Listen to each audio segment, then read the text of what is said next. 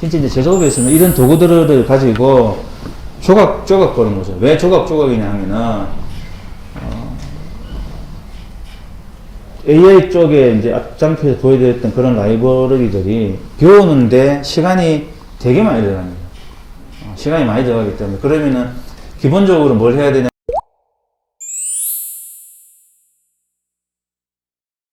컴퓨터 프로그래밍 언어를 배워야 되고요.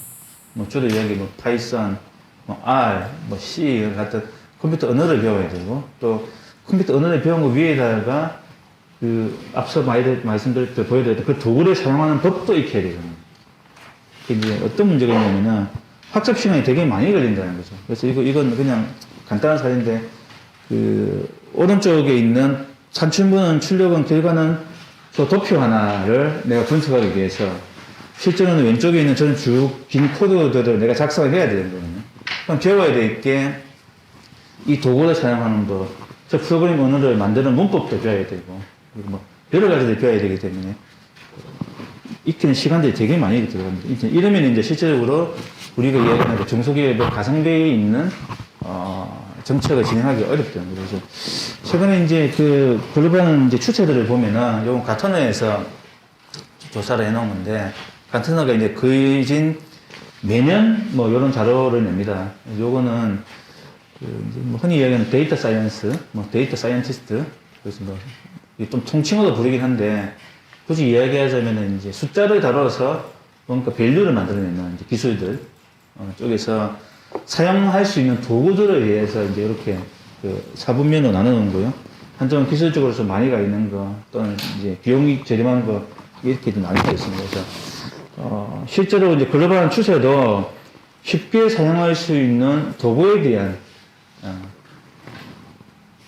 공급들이 많이 이루어지고 있고요. 뭐, 요거는 그냥 단순히 이제 사례를 제가 한 2가지 정도 국내에서 좀 소개되어 있는 것들을 가져봤는데, 이거는 이제, 오렌지라고 하는 거 완전히 무료로 쓸 수 있는, 그 다음에 이제 뭐 데이터 분석이나 AI 해석이나 뭐 이런 데 쓸 수 있는 쪽이고, 레피니마이너는 교육용으로는 뭐 학교 기관에서 요즘은 저도 이제 학교 이메일 쓰니까 그렇게 인증받으면 무료로 쓸 수 있고, 그게 아니고 상업적으로는 비용을 받는 뭐 그런 서비스입니다. 그런 도구들이 많이 나와 있고요. 그래서 뭐 빅데이터 분석을 하거나 AI를 가지고 기술을 하거나 하는 것들도 이제는 이런 도구들이 슬슬 나옵니다. 우리 이제 익숙해지시죠? 지금 윈도우 쓰는 것처럼 아이콘 끌어다 놓고 관계 연결하고 그 관계 사이에 적절하게 뭔가 파라미터를 조정해주고, 지금은 컴퓨터를 사용한다는 게 윈도우를 쓰는 거라고 거진 다 인식하시잖아요. 저도 이제 컴퓨터 일찍 배운 저인데 80년대까지만 해도 컴퓨터를 쓴다는 것은, 그러니까 컴퓨터를 쓸 줄 압니다는 이야기 자체는 프로그래밍을 할 줄 압니다는 이야기와 동의였어요, 그 당시에는. 왜냐하면 이제 이미 갖춰져 있는 도구들이 많지 않던 시절이었기 때문에 뭔가 하려면 내가 다 만들었어야 됐거든요.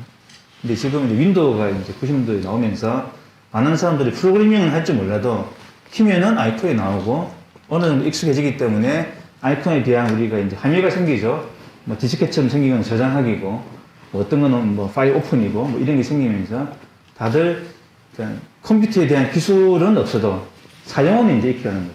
그래서 실제 현업에서도 그런 쪽의 도구를 공급해 주려고 하는 사례들이 점점 생기고 있습니다. 그래서 국내에는 이런 도구를 만들겠다고 하는 그 시도는 아직은 없고요. 국내에는. 해외에는 이런 것들이 나오죠, 이미. 왜냐하면은 아무래도 이제 생산성 관리나 또 여러 가지들이 우리보다는 선진국들이 조금 앞서 있고, 컴퓨터 기술도 그 사회 저변에 가지고 있는 기술들이 미국이나 이런 선진국도 좀 더 앞서 있습니다. 이제 흔히 이야기하는 우리 오픈 소스들 그런 케이스인데, 이런 앞서 말씀드렸던 이런 소프트웨어도 대부분 다 베이스가 오픈 소스예요. 오픈 소스의 이유는 그 실제로 기술을 가진 사람들이 자발적으로 자기 역량을 도네이션 하기도 하고, 또는 일정 부분 이제 대기업들이나 또 재원을 가지고 있는 쪽에서 이제 실제로 일을 할 수 있도록 펀딩을 해주기도 하죠. 오픈소스 이제 커뮤니티에. 그렇게 해서 만들어진 거예요. 그래서 국내에도 만일에 중소 제조업들을 예를 들어서 지원하기 위해서 뭔가를 한다면은 이런 식으로 기술적인 거, 뭐 말은 시작은 중소 제조업과 AI 기준을 하지만은 AI 기술을 아는 것 자체가 제조업은 주목적은 아니거든요. 단어 사건도 마찬가지예요. AI 기술 자체를 연구해야 되는 사람들은 학문적으로 AI 연구해야 될 사람들이나 AI를 가지고 도구를 만들어야 될 사람들 또는 그 도구를 가지고 제3자에게 공급해야 될 제품과 서비스를 만들어야 될 사람들은 AI 기술 자체를 연구해야 되거든요. 근데 이제 우리가 택해서 삼는 중소기업들, 중소제조업 같은 경우에는 사용자잖아요. 사용자들은 이 AI 기술이 어떻게 동작하는지는 사실 별 관심 없고요. 그냥 이렇게 생긴 아이콘을 끌어다가 우리가 가진 데이터를 집어넣고 내가 원하는, 얻고자 하는 결과를 파라미터 한두 개만 조정하면은 내가 원하는 결과가 도표로서 정리되어 나오고 차트에서 정리되어 나오기를 원하는 거죠. 요 간격의 기술적인 간격을 이제 한국 사회에서 메꿔 나가야 될 이제 필요가 있습니다. 아직은 우리나라의 AI 교육도 그렇고 대부분 이제 사회에서 그 시행되고 있는 교육 커리큘럼들을 봐도 AI 기술 자체를 익히는 데 좀 집중이 되는 거거든요. 그래서 뭐 그런 관점에서의 변화가 좀 필요하고, 이제 그러다 보니까 이제 뭐가 부족하냐면은 우리가 AI를 가지고 뭘 만들었습니다 하는 기술 이야기를 하긴 하지만은 그 기술 속에 도메인에 대한 지식이 반영되어 있는 사례가 많지 않습니다, 한국은. 그래서 이걸 뭐 외국은 조금 다르게 접근하는데 외국은 대표적으로 뭐 IBM, 마이크로소프트, 구글 이런 회사들입니다. 뭐 아마존 이런 회사들이 제공하고 있는 서비스를 이렇게 보면은 표면으로 나와 있는 것들은 문제를 쉽게 할 수 있게 우리가 서비스를 제공해 드립니다라고 되어 있고, 펀더멘탈한 거는 기술이 받치고 있는데 중간에 뭐가 있냐면은 유통업에서 쉽게 쓸 수 있는 기술이 이렇게 준비되어 있습니다. 금융업에서 쉽게 쓸 수 있는 기술이 이렇게 준비되어 있습니다. 또는 제조업에서 쓸 수 있는 기술이 이렇게 준비되어 있습니다. 이렇게 이제 표현이 됩니다. 이제 결국은 그 업에서 했던 프로젝트의 산출물 내지는 이제 그런 노하우들을 소프트웨어나 이런 서비스로 녹여서 집어넣는 거죠. 그러면은 그 다음 단계에 소비자들은 뭘 하냐면 나는 금융업에 있기 때문에 금융업에 관련되어 있는 저 기능만 쓰겠습니다라고 하면은 그 속에 들어가면은 우리가 흔히 이제 레시피라고 이야기하는데 일종의 업무 프로그램이 쭉 정의가 되어 있어가지고 가져다가 우리 상황에 맞게 조금 수정하거나 하면 어떤 경우는 그대로 쓰거나 뭐 이런 식으로 활용할 수 있게 되어 있는 거죠. 그래서 이런 부분들도 우리가 같이 이제 해결해야 될 부분입니다. 그래서 이렇게 이제 하려고 하다 보면 결국은 AI 기술만 공급하는 사람들도 이 문제를 풀어낼 수가 없고 현업에 있는 사람들만 가지고도 이 문제를 풀어낼 수가 없어요. 근데 국내에 이제 R&D 프로젝트 정부 과제들, 이제 정부 과제 지원이 되게 많이 나오잖아요, 요즘에. 여러 이유로 나오는데 거기에는 주로 어떤 식으로 과제가 많이 나오냐면은 연구 관점에서의 과제가 나오거나 완전히 수요 관점에서, 수요라고 하면 어떤 기업이 수요처입니다 하고 기술의 공급처가 따로 있는, 그러니까 조금 분리되어 있는 형태의 과제들이 아직은 많이 나오죠.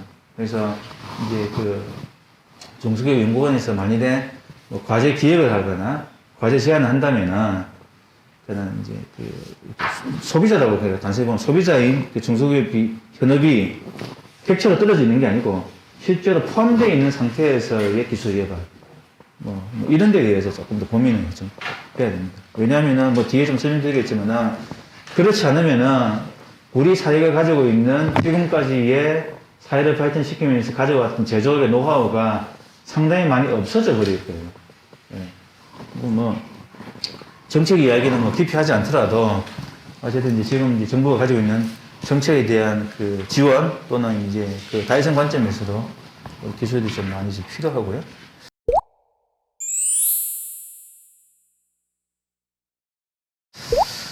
그리고 이제 뭐 같은 이야기를 조금 다른 관점에서 풀어보면은 기술을 보통 푸시하죠, 푸시.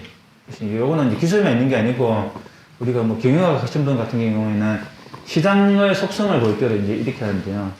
공급자 관점에서 어떤 제품과 서비스를 만들어서 시장으로 푸시를 해서 파는 경우가 있고요. 시장에서 필요한 요구가 있어가지고 당기는 거죠. 우리는 이런 요구가 있다 라는 요구가 시장에서 생기면서 기술이나 제품이 만들어서 공급되어지는 형태가 있죠. 그래서 사실 이전에는 대부분 푸시 방법이었어요. 우리가 이런 기술이 있으니 이 기술 어디다가 써야 될까? 우리가 좋은 망치를 만들었는데 이 망치 어디다가 가서 튀어나온 못을 사러 다니는 이런 게 있다 그러면 얘는 조금 바꿔서 우리는 어떤 거는 못이 튀어나와 있을 수도 있고 어떤 거는 벽에 구멍이 나 있을 수도 있고, 그죠? 그러면 그 문제에 따라서 이제 우리가 회계해야 될 기술을 거꾸로 이제 당겨서 하는 이런 형태의 변화가 일어나고 있죠. 이미 시장의 변화도 그렇고. 그래서 이런 이유가 이제 가장 중요한 게 경쟁이 되게 강화되고 있죠. 경쟁이 강화되다 보니까 특별한 차별성을 갖기가 쉽지 않습니다. 그리고 뭐 정책적으로 중소기업을 도와주자 또는 기술을 가지고 창업을 하게 해줘보자. 뭐 그게 결국은 지향하는 바는 이제 사회적으로 경제적인 이 부를 계속 쌓아가면서 나라를 발전시켜 가보자는 큰 목적이 있는 거거든요. 그러나 그 중에서 이제 감당하고 있는 역할이 다 다를 뿐이지. 다 다를 뿐인데, 이게 이제 실제로 현업의 수요와 맞지 않는 기술을 개발하면은 기술 관점에서는 이제 팬시할 수 있죠. 제가 이제 빅데이터가 유행이었다고 말씀드렸던 이유가 지금도 여전히 빅데이터 기술은 중요하게 쓰이고 있긴 하지만은 신문 기사나 어디에도 빅데이터 이야기가 안 나오죠, 이제.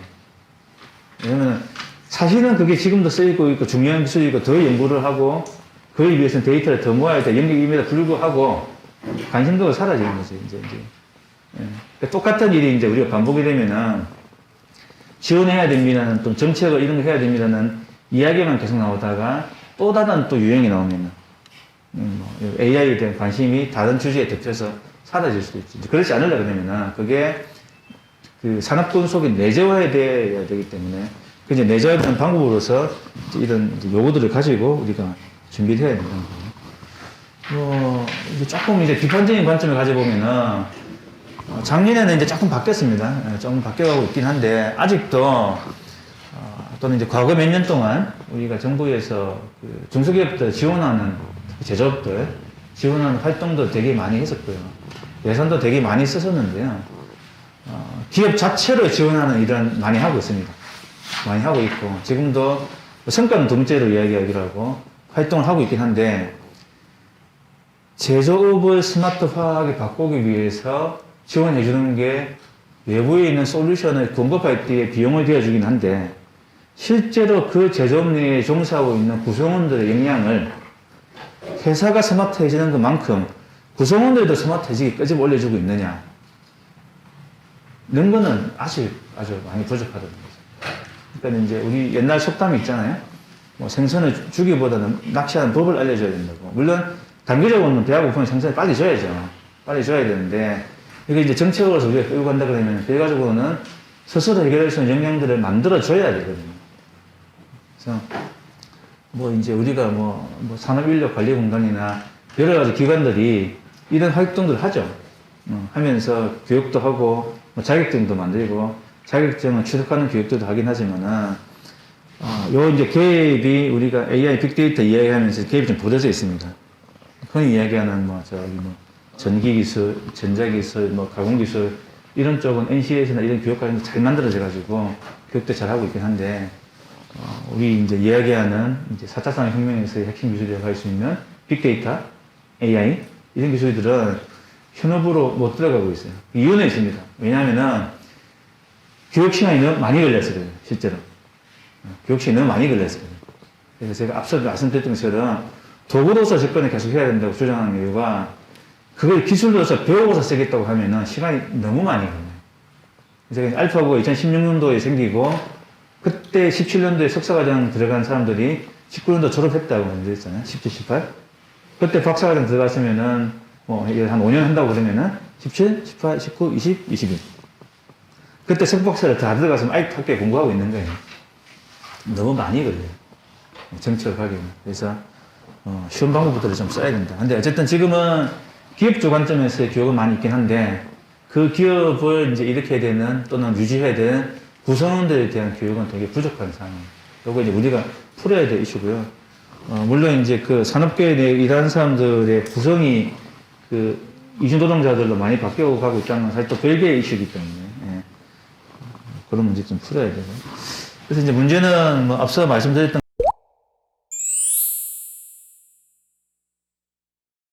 것처럼 우리가 가장 중요하게 여겨야 될 것은 결국 도메인 지식이다, 현장 지식.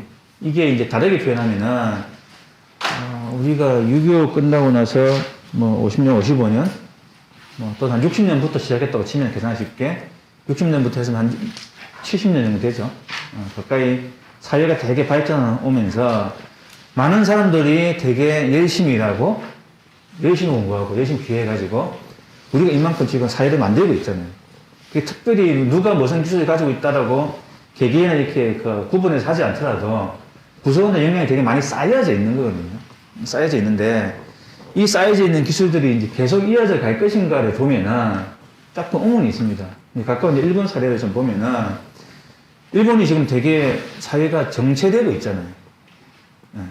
그 이제 뭐 한일 감정을 별개로 하더라도 사회 구조가 일본도 마찬가지로 전후에 구성원들이 되게 열심히 일하고 해서 또 기술을 개발하고 뭐 흔히 이야기하는 뭐 일본의 장인정신들 해서 기술을 만들었는데 안 배운대요, 사람들이. 그 기술들을 더 이상. 배우지 않는데요. 왜냐하면은 그 기술이라는 게 배워나가는 시간이 걸리잖아요. 그죠? 배워나가는 시간이 걸리기 때문에 안 배운다는 거죠. 그러니까 한국도 지금 중소기업들 가보면은 중소기업 대표님들의 가장 큰 고민이 뭐냐면은 사람을 보일 수가 없어요. 그래서 뭔가 자동화를 좀 해보고 싶고 손으로 하는 것을 기계로 바꿔보고 싶고 기계로 저절로 움직이는 건 아니거든요. 최초는 사람이 세팅을 잡아줘야 되고 어느 정도 자동으로 돌다가 문제가 생기면 사람이 트러블 슈팅 해줘야 되고 이런 게 섞여져 있는데 중소기업 대표가 자기가 직접 들어가지 않으면은 그 문제들이 해결이 안 된다는 거죠.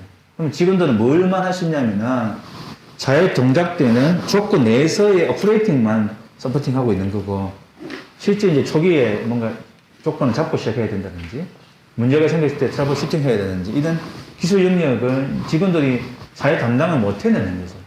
그러니까 지금은 되게 회사가 잘 들어가고 있는 것처럼 보이는데 위험성이 있는 구조로 돌려가고 있는 거죠. 그런 이슈도 있습니다. 작년에도 그 스마트 제작심 추진단하고 같이 몇 군데 이제 컨설팅을 좀 하고 그 결과로 실증사 보고 이제 진행을 하고 있는데요. 거기다 보면은 중소기업 대표님들이 그런 고민을 되게 많이 가져요. 어쨌든 노하우를 나는 가지고 있는데 조직에 노하우가 시스템적으로 들어가 있지 않다. 시스템적으로 들어간다는 거는 그게 우리가 흔히 이야기하는 시스템이라는 거는 크게 두 가지입니다. 소프트웨어나 기계로 일하는 시스템도 있고 사람들이 일하는 체계도 시스템이라고 그러거든요. 둘 다 시스템 속에 노하우가 들어가 있지 못하다. 그런 고민들 많이 하기 때문에 이런 이슈들을 이제 좀 많이 다뤄줘야 되고요. 그리고 또 한 가지는 이제 제가 빅데이터가 유행이었다고 이야기했던 게 빅데이터를 잘 쓰는 기업들이 있습니다.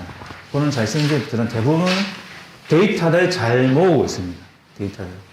이게 데이터를 모은다는 게 말로는 데이터를 모은다라고 하면 그냥 모으면 되는 것 같은데 실제로는 들어가야 되는 행위는 데이터를 계측해야 되고요.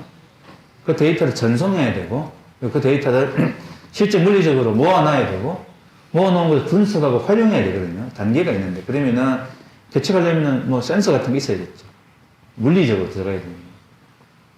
그리고 통신도 설치해야 되고 스토리지도 만들어야 되고 이게 이제 돈이 다 들어가는 거죠. 그러다 보니까 확실하게 이 데이터가 있으면은 뭐가 좋아진다는 그 확신이 없으면은 투자를 못 해내는 거예요.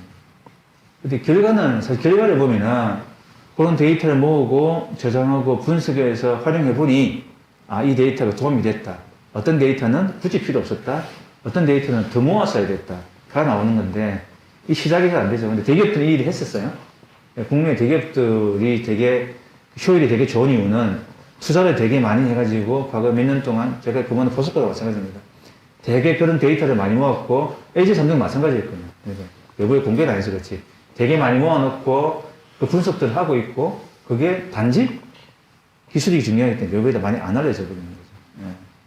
근데 다시 이제 중소기업으로 이야기 들어오면은 중소기업도 현장에는 데이터가 모여지고 있냐는 걸 보면은 거의 모여지지 않습니다. 거의. 그래서 앞서 말씀드렸던 스마트 팩토리 이제 추진단 같은 쪽에서 지원 사업을 되게 많이 했죠. 그래서 이제 제조업에 가면은 자원 관리를 위해서 ERP라는 소프트웨어가 들어가고 또 생산 관리를 위해서 MES라는 소프트웨어가 들어가는데 뭐 컨설팅하고 예산 지원하고 해서 구축 개시론까지 지웠는데 실제 그런 툴들이 효과를 내려고 하면은 데이터가 들어가지고 분석이 되고 그 분석된 결과를 가지고 또 그 제조업 액션을 취하고 그 결과 이제 피드백을 이렇게 돌아야 되는데 데이터를 넣는 행위가 어렵죠. 왜냐하면은 이런 구축이나 이런 이 데이터 계정의 비용이 되게 많이 들기 때문에 그렇고요. 그래서 이런 데이터들도 좀 있어줘야 되고요. 이런 데이터들도 물론 이제 정부 관점에서는 데이터를 지원하기 위한 일들을 되게 많이 하고 있긴 한데 아직도 좀 부족합니다. 그리고 어쨌든 그 이제 다시 제조업 이야기를 해야 되기 때문에 제조업에 어울리는 데이터에 대한 뭐 생각치가 좀 필요합니다. 그래서 정부가 뭐 한 3년 전부터 해서 데이터 수집에 대한 투자를 되게 많이 해줬고요. 그래서 뭐 AI 허브라고 주소 이름이 인터넷 주소 AI 허브입니다. AI 허브에 가면은 데이터도 많이 공개되어져 있고 실적이라고도 되어져 있는데 실제 이제 현업에서 이걸 활용해 보려고 하니까 문제가 많다는 얘기가 자꾸 나옵니다. 그냥 괴리가 되어 있는 거죠. 현업에서부터 데이터가 만들어진 게 아니고 데이터를 만들어야 되는 사람들이 뭔가 유사한 기계를 가지고 또는 유사한 환경을 만들어서 데이터 수집해 놓으니까 성과라고 하면서 올려는 놨는데 실제 현업에서 활용해 보려고 하니 안 맞는 거죠, 이제 구조가. 그래서 이제 이런 부분들 되게 좀 많이 우리가 좀 개선해야 될 부분이고요. 제조업 쪽에서도 작년에 모 기관에서 한 20여 종 데이터를 또 올려놓긴 했는데 활용에 대해서 어쨌든 아직도 이슈들을 많이 가지고 있습니다. 그래서 뭐 간단하게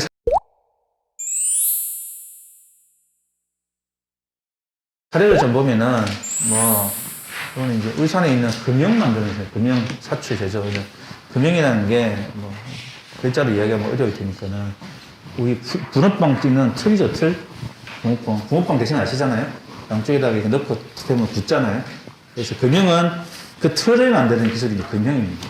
사출은 이제 그걸 가지고 만들어내는 게 사출이고요. 그래서 단순히 이제 이렇게 우리 붕어빵은 부어가지고 덮지만은 보통 플라스틱이나 이런 그렇게 안 되니까는 뚜껑을 덮고 녹은 플라스틱을 밀어 넣어가지고 서로 붙여서 이제 만드는 거죠. 뭐 이런 것들 제조하는 것들 이제 사례들 보면은 실제로 이제 가지고 있는 문제점들이 있죠. 사람들이 해야 될 일들을 이제 해야 되는데 작은 부품에 대해서 뭐 관리가 잘 안 되다든지 또는 작업자들이 가지고 있는 숙련도의 차이에 의해 가지고 충분히 제거가 가능한 오차임에도 불구하고 A 작업자가 B 작업자를 받겠다는 그 이유 하나만으로 놓친다든지 그래서 이제 이런 문제들이 되게 있고 그리고 사람이 없어요 지금 계속 그 얘기하지만 중소기업에 사람이 없다니까요. 사람이 없는 이유는 과거에 우리가 이 노동으로 해결해야 될 문제들이 있거든요. 뭐 안 되면은 잔업 좀 더 하고 힘든데 어쨌든 뭐 기대 묻혀가면서 분위기에서 다시 조립하고 사람이 해결해야 돼서 문제를 체결하고 갔던 부분들을 더 이상 도인한 방식으로 우리가 노동을 하지 않는다는 거예요. 우리가 일하는 방법이 변하고 있기 때문에 말은 우리가 4차 산업혁명 이야기를 하고 뭐 우리가 이제 거창하게 위에서 프로세스 이야기하고 이런 얘기 하는데 실제로 단계로 내려가서 실제 현업에서 또 일하고 있을 때 방법도 똑같이 바뀌어줘야 되는데 그 변화에 대한 지원이 없어요. 왜냐면은 이런 말 하면은 조금 어떨지 모르겠지만 조금 폄하하는 느낌이 있어요. 그러니까 손에 물 묻히고 발에 흙 묻히고 하는 일들을 우리 사회가 조금 폄하하는 느낌이 있거든요. 실제로는 더 들어가서 개선을 찾아줘야 되는 거죠. 뭐 금융 쪽도 그렇고요.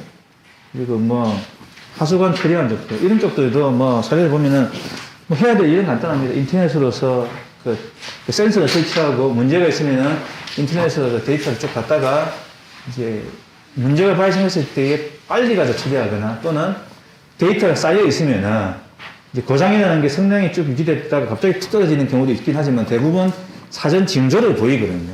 그러면 그런 징조를 어떻게 기술로서 예측을 해서 적정한 시기에 미리 사전 조치를 해야 될 것이냐. 일종의 예방정비에 가까운 거죠. 이런 기술들도 기술 자체는 이미 많이 만들어져 있어요.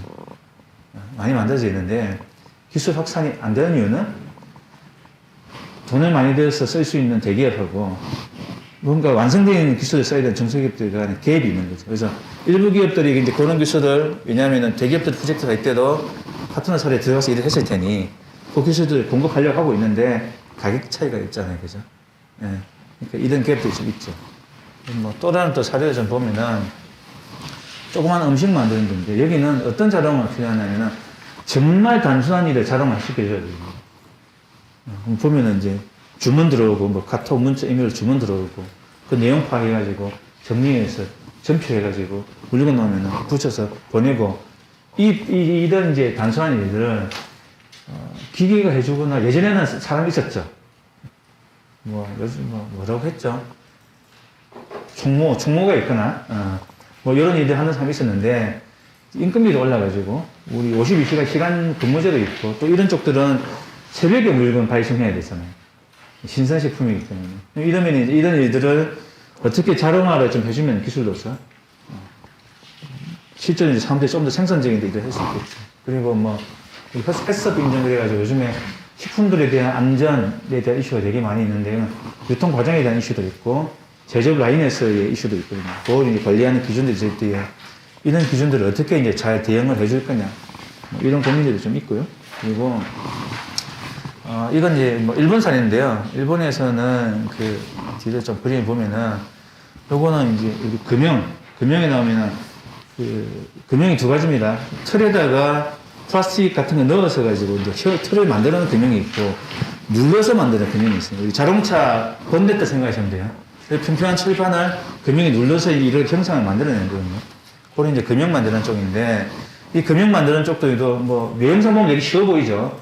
근데 이제 기계가 마모되고 조금씩 불량이 생기고 하면은 이런 불량은 어떻게 나타나냐면은 불량이 양품이 쭉 나오다가 어느 날 갑자기 불량이 계속 생산되는 게 아니고 이게 양품인 것 같으면서 불량인 것 같으면서도 경계치에 있는 성능이 나오면서 계속 그런 제품이 생산되다가 어떤 날은 날씨 맑은 날은 양품이 나오다가 비 오는 날은 불량이 나고 이런 이제 상태에 있으면서 이슈들이 많이 생깁니다. 그래서 이런 것들을 현장의 작업자들은 어떻게 일을 하냐면은 소리를 듣는답니다.